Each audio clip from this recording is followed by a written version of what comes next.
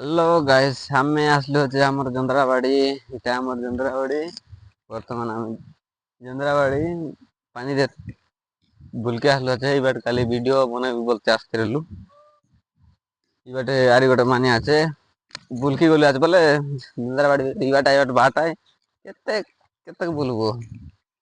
বুলি বুলি এটি আমার জন্দ্রাবাড়িরে পানি দিতে রইলু। পানি দেখা দিবি তোমাকে। পানি পানি পানি দিয়ে রইলু আসলু। আরে ওটা কনাড গলালে আছে কনাড বদলাও বটল আলে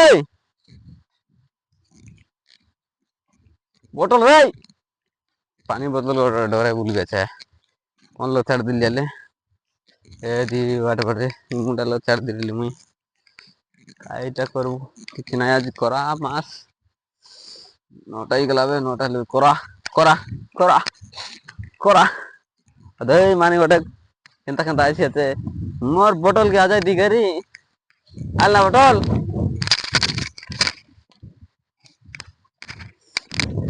আলে বটল আলে কালে ওদের রেলিবে